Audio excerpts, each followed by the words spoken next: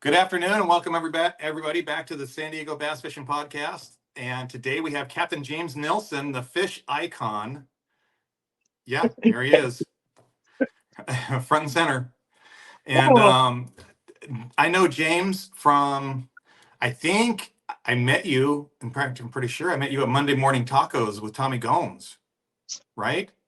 Yeah, we may have like brushed shoulders somewhere else, but yeah, I'm pretty much that's where we first started having like semi-real conversations about whatever it is we talk about at Monday Morning Tacos. Right. Yeah. So there's a group of people that show up at 8 o'clock in the morning now at Los Cuatros Milpas on Monday mornings and have Monday morning tacos to start the week off with, which is kind of funny. With you have these huge taco plates the first thing in the morning on the first day of the week. But if you try, if you try to go in there any other time, there's this huge line down the block. So, but yeah, that was always fun. Still is. So anyway, welcome, James. Welcome to the podcast. Thank you for coming on here. Well, thanks for having me. I really appreciate it. That's cool. Yeah. It's a small podcast, but we're building. We're gaining subscribers every day, and which reminds me, if anybody's listening to this, please like and subscribe to the podcast. It helps out the podcast, helps us get a more of a reach. But, there you go. So, James is a guide here in San Diego, amongst other things, and he guides freshwater lakes. But he, more importantly, in my opinion, he guides the San Diego Bay and Mission Bay, probably too, right? Yeah, absolutely. Yeah, so that's what we're here going to talk about. I want to know about the bass fishing in San Diego Bay. Oh my God, it's almost like not bass fishing in a way. I mean, and to anybody who's ever done it, it's because it's so easy. It's not like you have to have, you don't have to be a marine biologist to figure the fish out like you do on some of our lakes. I think it could be so difficult, or you have to work around the crowds. San Diego Bay itself is 14 and a half miles long, maybe a mile and a half at the widest. So it is a big body of water, and it carries a lot of people, but it also seems to have a lot more room available than say any of our lakes, especially on a weekend. But the fishing is just, there are a lot of different ways to catch our fish. A lot of guys do use a lot of similar things that we normally would use on the lake. Yeah, you can throw plastic worms, but they'll hit spinner baits, crank baits. About the only thing you won't see a lot of is topwater blowups. I mean, it happens, but other than that, it's just like bass fishing, but simpler. Yeah. I see. I know A-rigs are really popular, and swim baits are super popular. Kids are always coming in to buy neck breakers. That's lately at East County. It's like neck breakers. You have neck breakers, and then as soon as we get them in, they're sold out. Yeah, they're super into it. And I guess the neck breaker, they just use a little swim bait behind it, like a Kitech, and just drag it along the bottom. Is that right? Or do you even use those? Yeah, I'm not even sure familiar with that. That's how simple it is. I don't have to you can get crazy. I mean, that's the thing, is you can have the multitude of tackle and gear ready just like you would freshwater bass fishing. But when I say it's better and it's simpler, meaning you don't have to.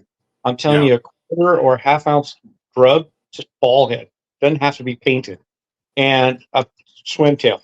I use a lot of the single tail grubs from Western Plastics. You could use any of the major brands swim tails you want. It doesn't matter. You can use just a cheapo Mr. Twister grub that you got at Kmart 30 years ago. It doesn't matter. I mean, they hit everything, and that's the beauty. Do you like gulps instead of do you think that the gulps work a little bit better because they smell, or no, or it doesn't matter, or even like uni goop also? You put anything like that on? Well, that's the thing. I'm a big fan of uni butter. Gulps are fine. I remember many years ago on the old fishing boards, the guys would argue over gulp versus uni butter. I'm like, why don't you just dip your gulp into uni butter and have and you really can get away with it. Yes, scent really does play big in the bay. I think even more so than on the lakes. But you could fish naked. You don't have to fish scent if you don't want to. You will get bit, but it seems like they bite more and a little harder, hold on better. All the things that the scent companies tell you about, actually, I've seen come true in the bay. Okay. I don't, and whether it's a pre-scented bait like gulp or any of the other infused baits, that's one thing, or whether it's just a bait that you dipped or. Hmm. Yeah. But Yeah. yeah, again, the fact that it can be so simple. As a guide, I get a lot of people that can't cast. They've never had a Right. rod in camp before, and Yep. I'll tell them the basics of casting, but you could tell that still, they're not as comfortable with it. Hmm. And in the bay, you don't have to. You get a good wind drift. You just open the bail, drop it down, hits the bottom, close it up, catch fish. Nice. Yeah. Just So, what part of the bays do you fish? I mean, can you kind of like break it down? Do you always launch out of Shelter Island, or do you go down to like G Street, or well, everything in between? yeah, that's a great question. Since I do trailer the boat, I'll launch at various ramps throughout the bay, depending on where we're fishing. So, and that's the beauty of it. So, for the private boater that wants to go to the bay, if they whether they contact me or on a board or somebody says, "Oh, they're biting in this area," or if you look at pictures, I don't hide my backdrop. If you see, the bridge 100 yards in Yeah. behind me in the picture, guess what? That's where we caught that fish. But or if you see Seaport Village, or if you see just various areas in the shot, Hmm. um, and you want to launch your boat, you don't have to launch your boat necessarily at one or two ramp sets 4 or 5 miles away. A lot of times in the bay, there's a ramp within a couple miles of where the best bite is or where you want to fish, Yeah. and that's the beauty of it. San Diego Bay is really good that way. Remarkably, Mission Bay has even more public launch ramps, and Mhm. it's smaller. So That's right. uh, it's the same way. If you want to fish like around Deanza, go launch around Deanza. You don't have Hmm. to put it with the mayhem that could ensue over at Dana Landing. Right. Or Yeah. go to South Point. So there's a lot of different places. Yeah. Yeah. So what if I want to go fishing with you? What kind of seasons are we looking at? When is the best time to go fishing with James and have a good day on the bay? Is it improve with the cooler, warmer water, or is it like a cold water thing, wintertime? Well, when it comes to the bay bass, they really are year round. Hmm. There's different things that happen. The saltwater type bass that we're looking at, that species, whether it be the spotted sand bass, which we just all call bay bass or spotties, Right. and then there's the barred sand bass, and then the calico bass. Those fish, they don't spawn like freshwater fish. They don't go into shallows and make beds, and they tend to spawn later. So they're more in the summertime than they are in the spring.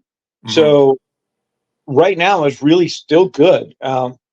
And what they do when they spawn, they do a group spawn, and usually over a deeper water than where they normally inhabit. So, Hmm. say if you want fish in the South Bay where it's not dredged a lot, you'll have a lot of flats that are 10 to 15 feet deep. But if you find a drop off, most likely it's going to be a channel that drops down to 20, 25 feet, you'll find those fish grouped up and spawning. Yeah. And it's very similar all up and down the bay. So again, if you're say someplace off Seaport Village where it's normally 25 to 30 feet immediately right off the rocks, you go out into the channel where it's more like 40, 45 feet, you're you're really going to have a chance of finding spawning fish right now. Oh, So okay. that's summer. In the rest of the season, they could be scattered, and Hmm. it's just a matter of getting on them and getting finding a school. Even though they're scattered, you'll still find schools. So your school may be more like 10 to 20 fish versus 50 to 100, but you'll Hmm. you'll still find schools of fish around. And uh, I know a lot of guys like fishing docks in the winter. Those fish will go really shallow. I mean, Hmm.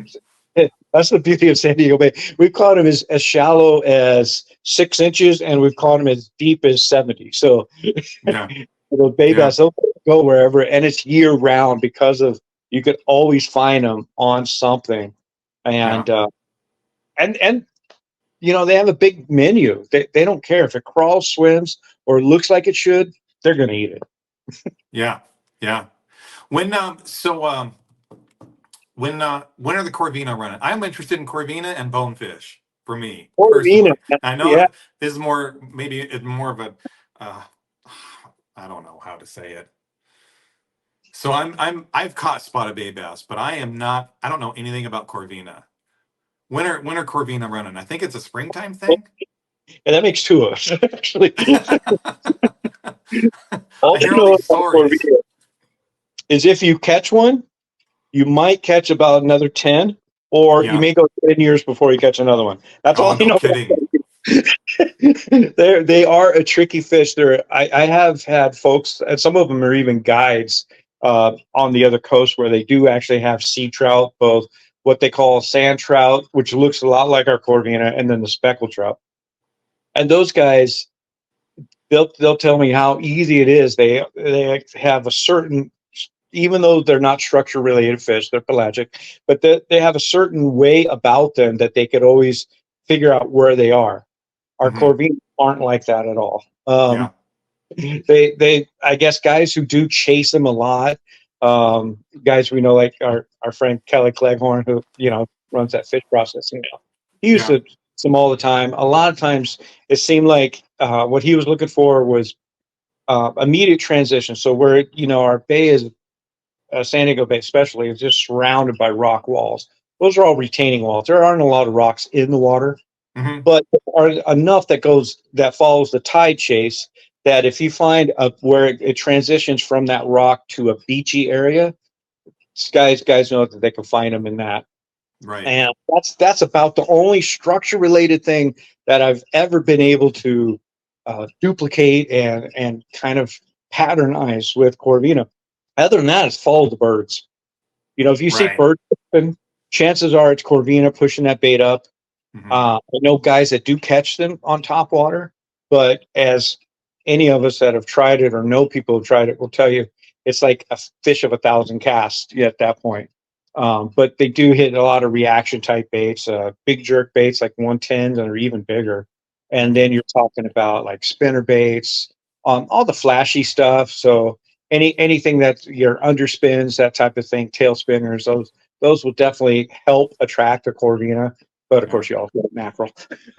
so, Right. so, Right. and that's a good thing Yeah.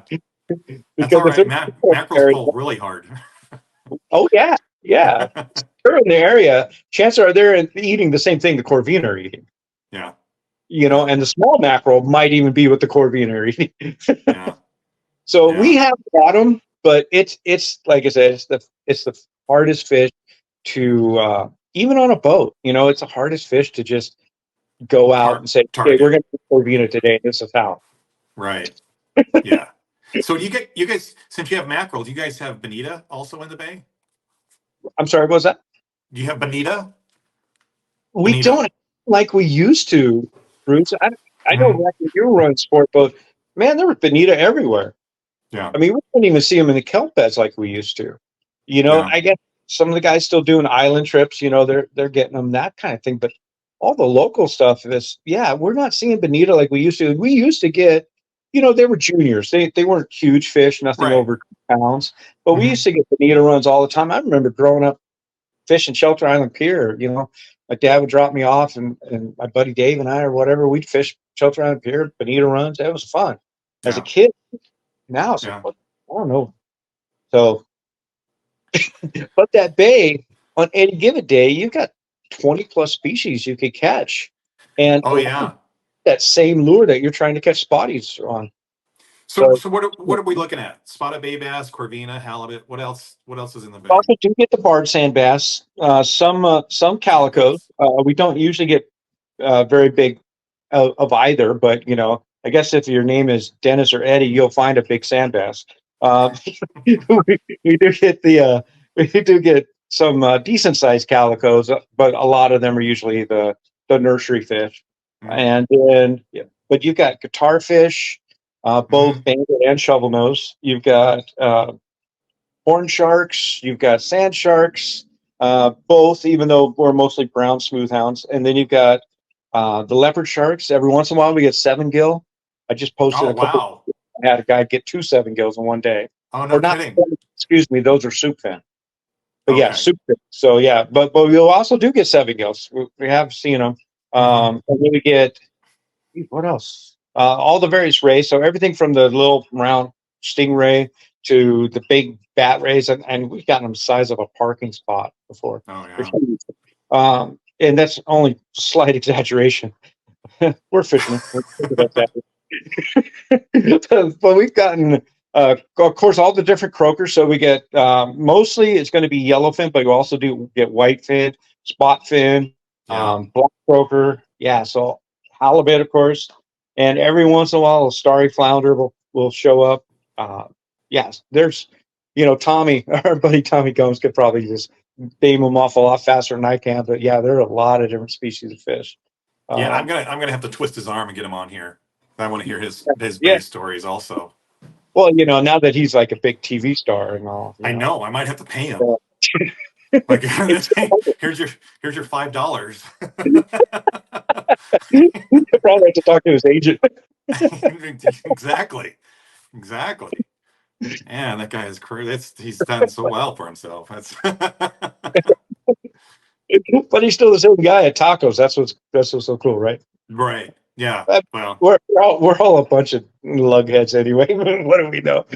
yeah, I know it. We're just guys that never backlash, right? Yeah, right. Exactly. Yeah, he's got so many stories of like going out and catching 40, 50, 100 fish or whatever on his Sunday mornings. Like, and that's the thing is about the bay too. It's like you're going out and you're catching. Like there's not a whole lot of fishing going on. You do It's well. not, and that's the thing that's hard to. There's two things that's hard to explain. I mean, and anybody who's ever guided, I mean, you've guided, so you know what that initial. I want to call it. People call it the initial phone call, but really it's a job interview, right? People call or they text you, want to book a trip. They want to know everything about you from you at that point, as Mhm. well as, of course, the fishing. And it's really hard. It's kind of weird. I've been doing this now. This will be my 17th full year, Wow. and what's really funny is that people get two things. One, they look at the pictures of the bay bass. You know what I'm saying? Right. They rarely get up more than 16 inches, maybe 17. Yeah. You know, but and the first thing they're thinking, oh, that's a small fish. Any chance to catch anything bigger? Well, luckily I've got several pictures of leopard sharks and stuff like that. Mhm. But here's what happens. We get on a bite. This is what happened today, even. By the way, I just got off the water, so excuse me if I'm punchy. Nice. But what happened today is we got into a bay bass bite that was so good. The guy wanted to catch, try for leopard sharks and like that, but it is a Mhm. different technique. So Oh yeah. it's like, well, what do you do? I mean, you're catching 50 to 100 of these guys, and every single one of them pulls. That's the other thing. And a lot of Hmm. people don't realize when they look at the pictures until they get one on the line. Now they get one on the line and they're like, oh my gosh, this is big, whatever this is. And it ends up being 10 inches.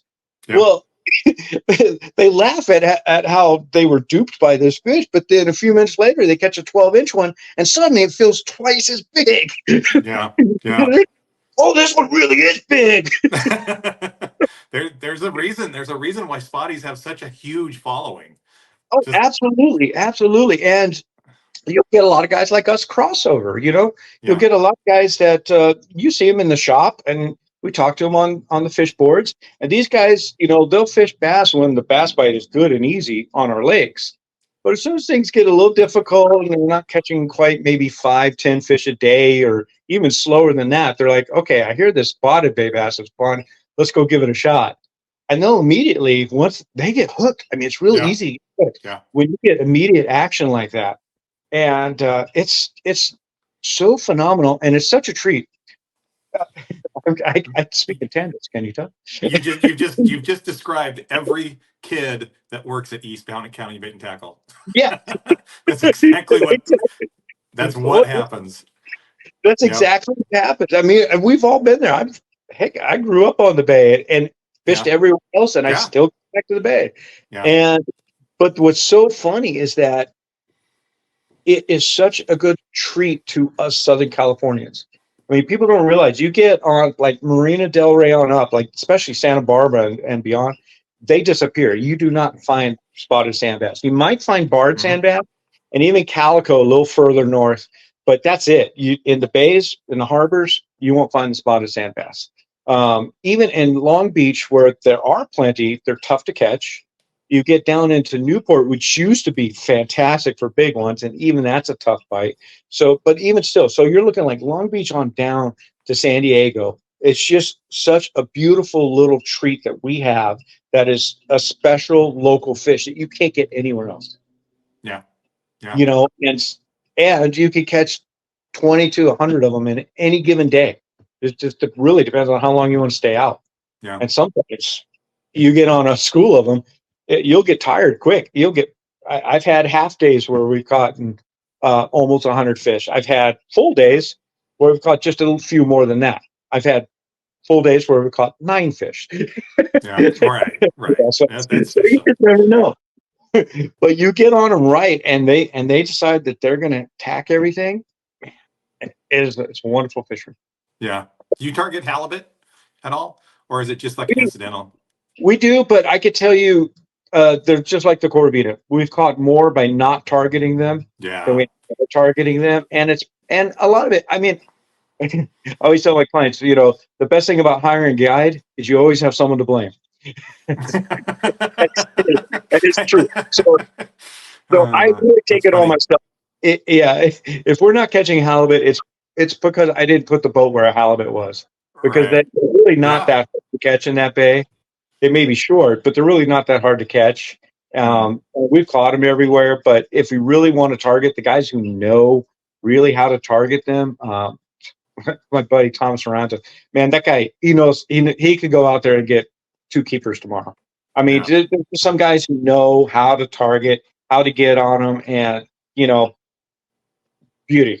God bless them. They'll go do it. But as a guide, a lot of times it's all about getting bites. Oh, Get, bent yeah. rods equal smiles. Yep. Yep. I've always thought that, it was the same thing going offshore, when oh, I want to go catch 100-pound bluefin. I want to go catch bluefin. I want to do this, want to do that. And I'm like, no, I think we're going to run down and go fish kelps. I'm like, oh, but I tell you, after 200 yellowfin and 100 yellowtail are put on the deck, there ain't no complaining. Right, right, exactly.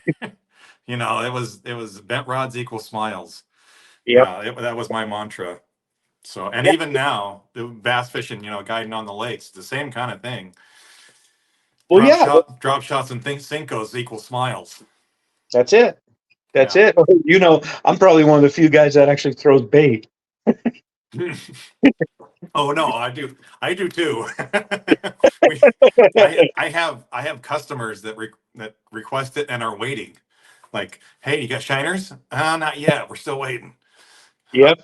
Yep. I'm What- waiting for the bait to get good, and then I'm going to take them out. Yeah. There you go. Yeah, and that was me. I mean, I was probably guiding a good maybe 3 years, because until I started realizing, oh yeah, we could throw a bait, and that's because I came Yeah. off.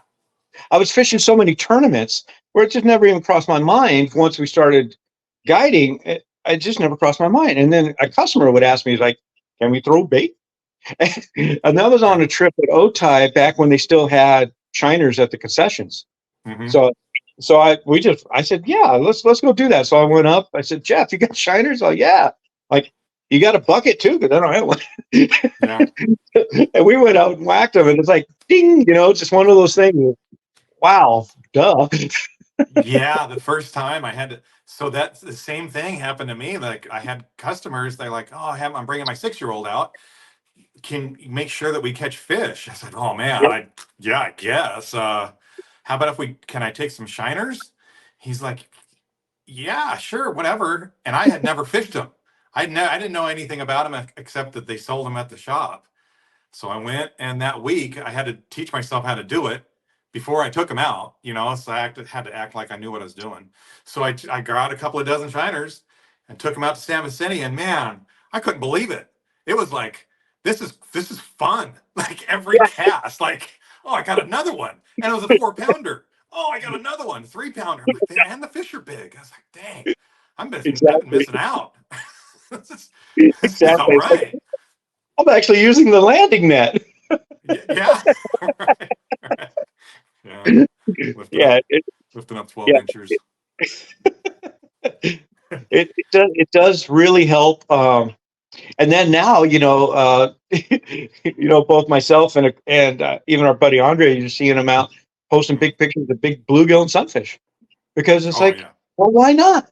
You know, yeah, why not? They're biting. People love them. I mean, I love yeah, them. I just went out, the other day. I went out with a buddy of mine, just two old guys catching bluegill. It was like, oh, this is a blast. We have it so good in San Diego, yeah. in Southern California in general. I mean, but really, we have it so good here where on any given day, we could decide what lake. I know they're not open every day, not all of them, but Right. that's a bummer. But we'll work on that. But we could go out on any of our lakes.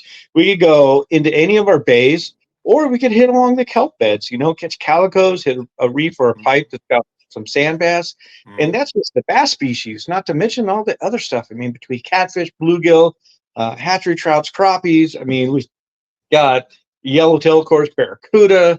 I mean, Yeah, yeah. the baby So, sharks and rays, carp. so do you run outside the bay at all, or do you just I basically will stay go along inside? yeah, I will go along the kelp. I won't do offshore. Yeah, That stuff that boggles my mind. And I've got a skiff. It's a 20-foot center right. console. So for us kids who grew up here, yeah, we'll venture out to the Nine, but to take grandma from Omaha, it's not Hmm. really a good idea. Yeah, So, we typically, and that's the other thing that I love about the Bay is you could be a lifelong landlubber, and I've never once in 17 years had anybody get seasick. oh Not a boy. single person ever got seasick in the Bay. I had to knock Yeah, on wood to see it. yeah, right. Yeah. There we go, right there. But yeah, I mean, and that's the beauty of it. Whereas from your experience, some people as soon as you get outside the harbor, Oh you know, yeah. they're Oh, they're they're gone. done. And it's a terrible thing. Once they're gone, they're gone. And on a Yeah, big boat, you're not going to turn around for two passengers.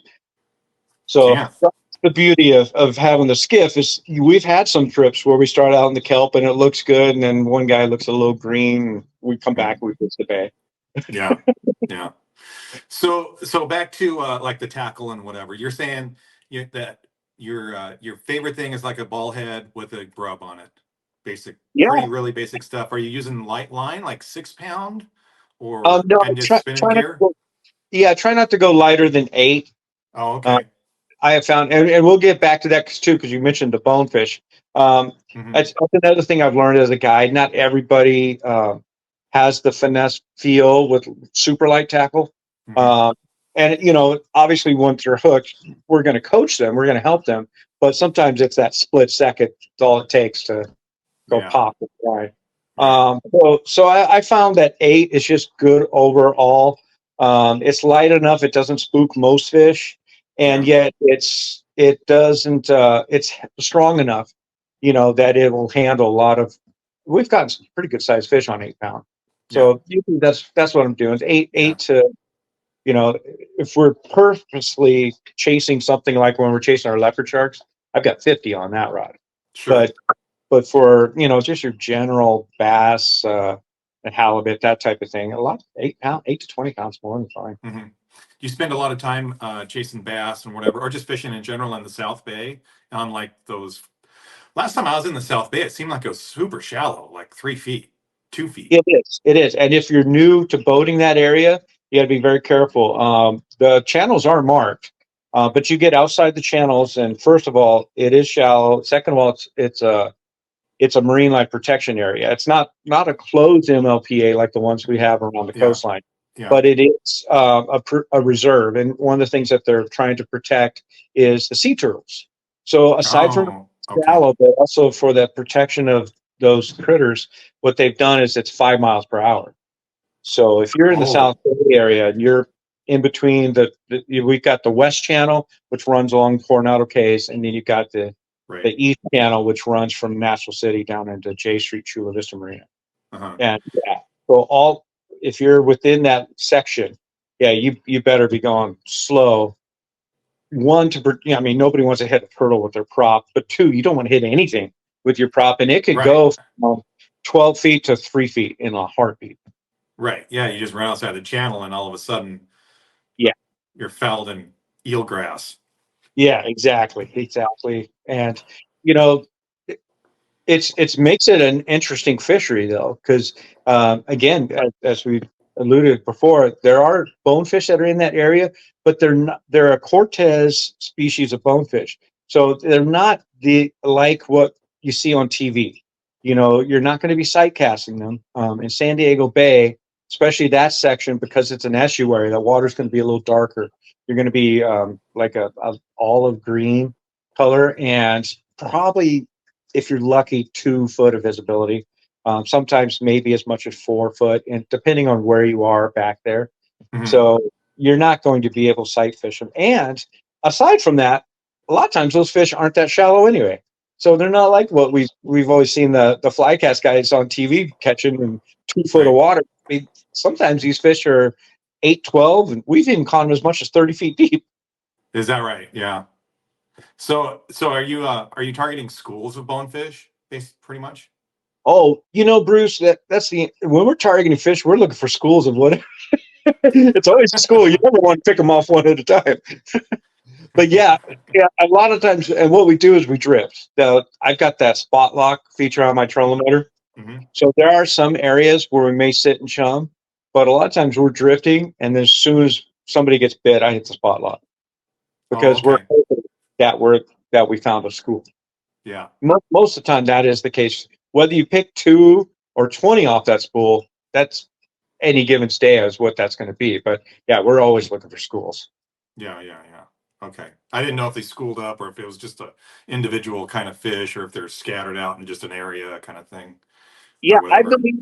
Yeah, it's one thing because again, it's since we can't sight fish, since we can't just look at them, Hmm. it is a thing. I guess one more reason to get the FFS system on our boat, right?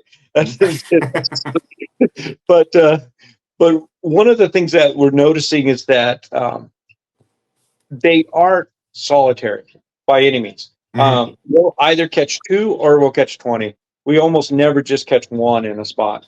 Okay. So, and if it was me with the rod in my hand, I know that if I caught 2, there must be 200 there. No, Because yeah, absolutely. I I can know also exactly what you're saying. say, Yeah, you catch the aggressive ones and there might be only 2, but there's going to be 200 there. oh Yeah. yeah, yeah, absolutely. Yeah. Well, I have a theory, and it comes from one of my customers, but I've adopted it because I think he's right. We only catch the dumb fish. No, it's true. Yeah. Yeah. Dumb aggressive ones. Yep, and And there, that, yeah, there's fish that never bite a lure. oh no, they're looking at it going, yeah, oh yeah, that's right. Yeah, this thing's got a flashy thing under its chin. I'm gonna bite that.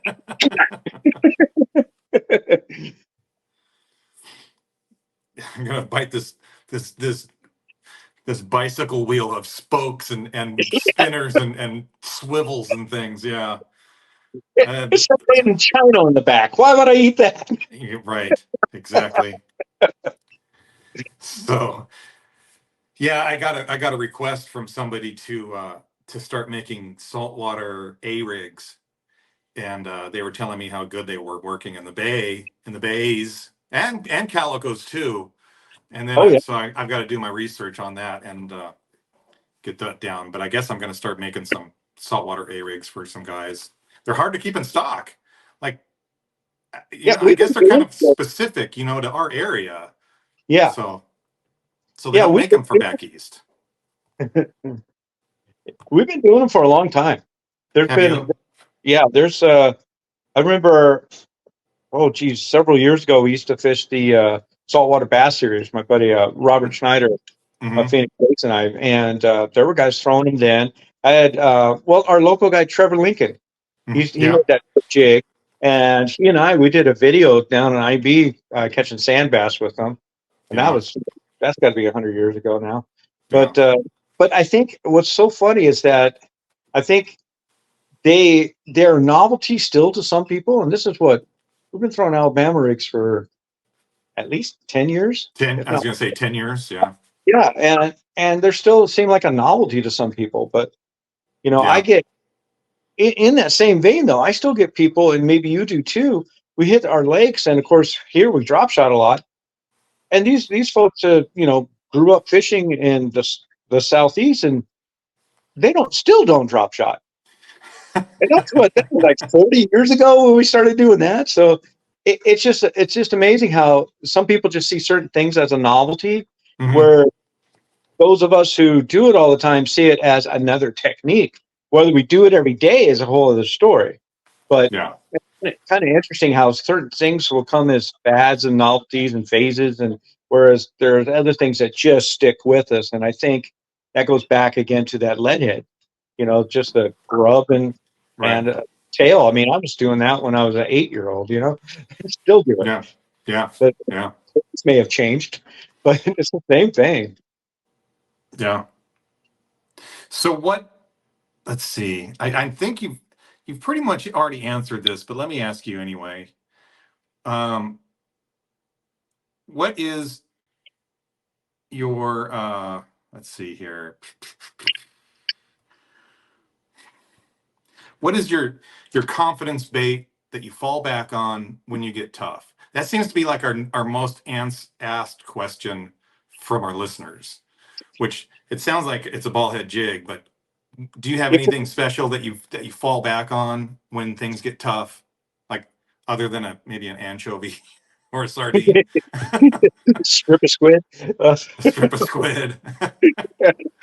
uh, well, if we're talking saltwater bass, yeah, it's definitely going to be the ball head and Mhm. whatever tail. Sometimes if it's really tough, I'll put a shrimp on that ball head or a Yeah, strip of squid, or I'll put the plastic with the strip of squid, dipped in uni butter, blessed by a shaman, whatever it yeah, takes to get it. yeah, yeah. What about But freshwater?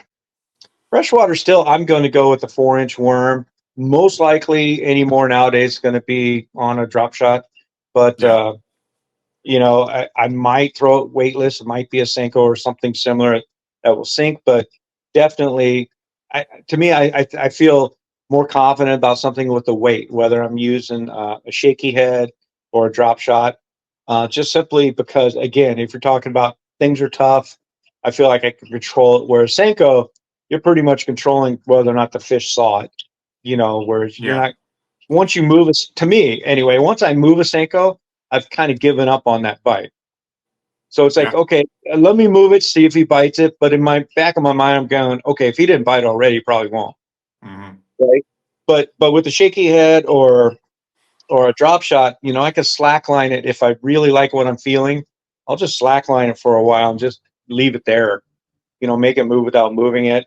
Or if I don't like what I'm feeling, I could slide it in, into a rock or a tree that I do like the feel of, and then Hmm. slackline. So to me, those types of finesse baits I really like because I feel more in control, more than just chucking and whining like a spinnerbait, that type of thing. But Yeah, yeah, but when things get tough, that's what I really like, and even split shot too. That's another one. But again, at the end of it, whether it be a shaky head or a drop shot or a split shot, I've got that 4-inch worm. That's it. That's pretty So, much okay, it. so I got a question for you. Do you use for your split shot rig, how do you keep that split shot from sliding down? Or you just crimp it on there and call it good because eventually it's going to slide. It depends on where I'm fishing, and most of the time I don't really care about the slide. Yeah. If I'm fishing most every other lake except for El Cap, I've got it just crimped onto the line. El Okay. Cap, what I do is I'll make a dropper loop, and then I'll attach the split shot to the loop. I'll cut it, make so it's like a little dangly thing like this, and then I'll put the split shot here. And Oh, there's a that's reason. some juice right there. That's what. Go. That's some juice right there. I want to keep going. I want to hear about this. Oh, and that is the greatest drift rig because I'll have like 18 inches or yay out there with the worm, Hmm. right? But then, like I said, I make a dropper loop, cut it, and then I get a little dangling piece, and I'll put the split shot. Sometimes I'll tie a knot under the split shot Yeah. just to Okay. hold it up, Yep. because I can cast violently and not worry about it. Yep. But the reason why I do that is because El Cap, and a buddy showed me this rig many years ago. But you get that, you get it in the rocks or something. It's almost always this, not the worm. and if you pop it, it comes off, Mhm. and then you just Yeah. retie. Yeah. So because El Cap seems to have a lot more of that, like I call them baseball size rocks, and you just get Sure. I call it cobble, but yeah, we all have yeah our names for it. Yeah. yeah. It's not pea gravel, that's for sure. It's Oh definitely man, you lose so much stuff in it. So many worm weights. oh yeah, Like and it's so that just you pop that off, and sometimes I've even had times where I'm like pulling on it, I pop it off. As soon as I pop it off, I get banged. mm, You catch a fish, like okay, great, cool. mhm. But yeah, that's the way I like to split shot at El Cap. A lot of The people other reason I they don't go split to shot it anymore. anymore. I'm sorry. A lot of people don't split shot anymore. They don't do it. Like Yeah, they're not as old as us. I know. I got man, when I was a kid, that was the deal. That Oh, was that was the deal. Split shot and reapers and 4-inch worms. oh And man, I mean everybody, it that's what you did. That it if you're still gonna works. catch them. It still works. I mean, every once in a while you'll get a big one, but it definitely is a limit fill type Yeah. of thing. You're Yeah. sitting, you got four nice fish at 130, and you want to have that fifth one, and you don't Yeah. even care at that point if it's 13 inches or 13 pounds. You just want that fifth one, Yeah. and that's the best way to do it. And Yeah. sometimes you'll be shocked. I mean, I myself and I've seen other people catch them over 5 pounds doing that. So hmm Sure. it's Yeah. I remember Don Iovino. I went to see a seminar with him, and he that was at the whole split shotting craze, and yeah, he came up with the 2-inch gets it. It was super small. It's the smallest gets it that you could find at the time, and you had to special order them from Bobby Garland or whatever. They were super tiny, and he rigged it with an open hook, and he had a toothpick through the eye of the hook, and he split shotted that thing, and that was like the hot ticket. yeah, Although it never worked any better than Reapers, in my opinion. I think he was just trying to sell them. right, right. Yeah, the good old reapers, man. I still find myself throwing them from time to time, but Yeah. more than anything, it's out of nostalgia because I could do just as well with a 4-inch worm sometimes. But I don't know. Man, now you got me thinking. I was thinking about going fishing Wednesday. Maybe I'll pull some out. It's because it's been a while. Yeah. So how was your day today? What kind of a fishing report do you have? It was good. It was good. We caught a lot of spotties. hmm Most of them were in the 25 to 40 foot range. So again, the deeper channel stuff, Okay. usually around where the boats are around Glorieta, where the Tidelands area. hmm So between that and the bridge, and then being Monday, we can't really fish the channels a lot on Monday. I don't know if you guys know this, but there apparently the U.S. Navy is here now. I don't know, Yeah, right. but on Wow. Okay. Mondays, they move a lot of boats around on Mondays, Yeah. and so we did spend a lot of time in the channel itself, but usually right just outside the channels, Uh-huh. and which was fine because we were catching fish. There was right towards the end, just outside the Sweetwater channel, we got on a really good bite. Actually, probably caught 10 fish right in the last 30 minutes, right in there. hmm So we left them biting because it was just Yeah. that good. And it was weird. We had a slack tide at 8:45, Yeah. and it was really like it was the slack of all slack tides. I mean, a lot of times when we're fishing the bay, we're looking for tidal movement, and you Right. can still catch some fish on slack tide, but they really do like it when it moves. Today was like, it was like dealing with a bunch of teenage bass. They're like, no, tide slack, I'm not biting. Oh yeah. Oh, tidal movement. Tidal movement is everything. I wanted to talk to you about that too, so it's good you brought it up. Yeah, so we had some doldrums, unfortunately, which you're going to get on a 5 to 6 hour session. They're not going to bite from cast to cast. So Right. it, it was funny because I mean seriously, it's like a switch. They just said, nope, we're not biting. So we had like 30, 40 minutes of okay, let's tell a bunch of bad jokes. Yeah. We're trying. Yeah, We're still fishing, but we got to wait for that movement. yep. Yeah. But so I think that's why right towards the end it really picked up. Really, all of a sudden, I mean, it was just like the right amount of current, back swell. Of course, right outside the Sweetwater Channel, you had that river running a little bit, and hmm yeah, they just they tore into. There was something down there. I Most of the fish were coughing up those, those weird pink. They look like a weed, but it's actually like a worm that grows out like an urchin worm, Oh, and really? fish were coughing those up. Huh? Not like a, what do they have? Lugworms Yeah, I in the think bay? that's what they are. I used to know the name of them, but Yeah. I cook with a lot of aluminum. Yeah. Right. It's in my antiperspirant. What are you gonna do?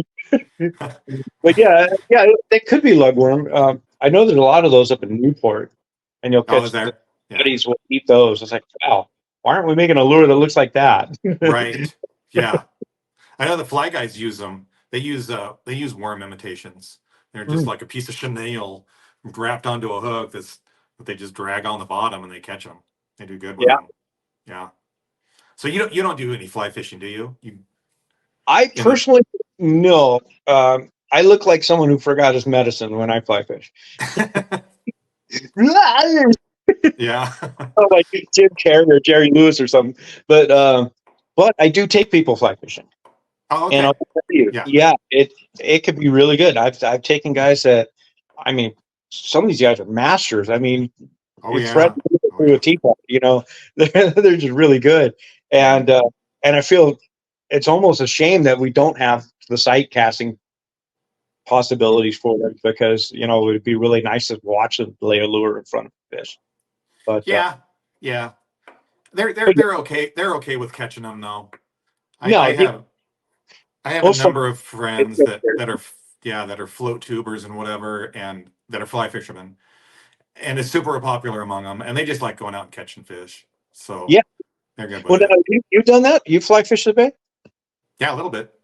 Yeah, not much, not Yeah, it's much. different though, right? Yeah, oh yeah, it's you got to use, but sometimes it's up in that shallow water, so it makes it really easy. But when it's like 40 feet, Um, then it's tough. Like no, right no. now. I've had guys do that even with a sinking line, and Hmm. it's just. I mean, first of all, fly fishing on our bay is a lot slower anyway than say Yeah. fishing a trout stream. But so it's slower anyway because you're really barely moving that bait sometimes. Mm-hmm. We're using a lot of clousers, Yes. getting it on there. Yeah. But, Yeah. but yeah, we're not trying to make guys work any harder than 12 feet deep. Yeah. You know, that's Yeah. where the bay around Coronado Cays area that can be Yep. really good. Yeah, we're anything deeper than that. I've had guys do it, and I could tell they were just in pain, Yeah. dropping. It's fly fishing is not designed for that. No, Not at all. So there's better ways of going about it. But it's fun when it's up and shallow. They'll double up. They'll get their two clousers on or whatever yeah, and double up on spotted bay bass. Catch two at a time. oh yeah. So Well, and then croaker, and sometimes we've got oh bonefish god. on the front. It's not Yeah. Oh yeah. often, and but yeah, we get those croaker, and those big yellowfin croaker. Man, you get them sometimes 16 to 18 inch and just big around. I mean, they'll pull. So fun. So fun. We catch them off in the bay. When we'd be tied up to the dock, but sometimes we'd have bait in the bank, Yeah, like on the Shogun or whatever, and we'd throw anchovies off the bow. And it yeah, would be like every cast. If a school was in there, if there was bait back in the cove back there in the landing, it was yep, every cast on yellowfin croaker and spotfin, barracuda, halibut. It was just like you didn't know what you're going to catch, but most of it was yellowfin croaker, and it was, oh my god, it was so fun. Those were good times.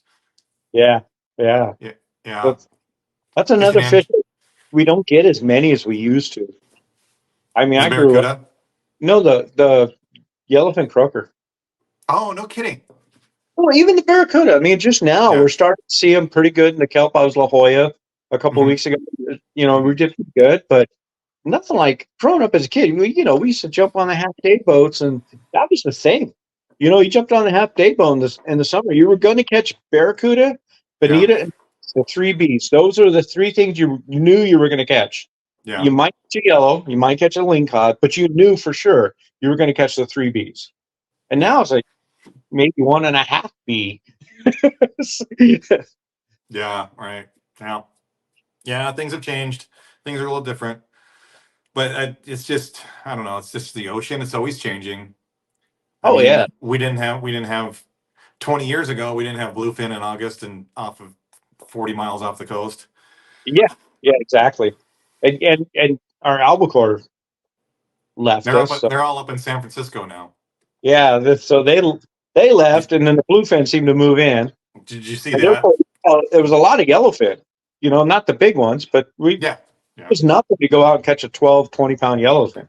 yeah, yeah, Now yeah. it's like, I was getting reports this week from the guys up in San Francisco. They're catching albacore and bluefin right outside the bay.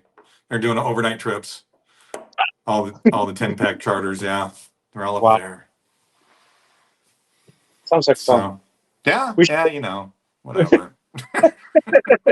freaking freaking we albacore. got big bass. Who needs that? We got spotties. Right.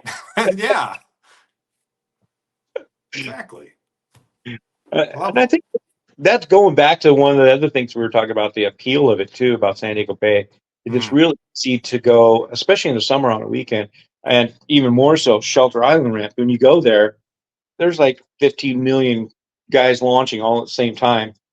Some guys are already launched, so even once you launch, you're fighting to find a parking spot, and you're thinking, "Oh man, we picked the worst day to fish the bay." But you get in the bay, and all those guys went offshore.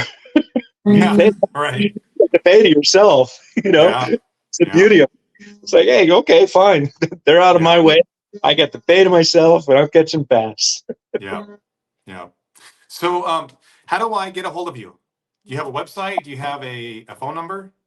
I do. Yeah, I do have it's thefishicon.com or fishingguidesandiego.com. I have both domains. But the website itself is thefishicon.com. And phone number is 619-395-0799. Nice. Okay. Yeah, and then And I'm also on Facebook. yeah. Okay. Good. Yeah, and then I Instagram. thing.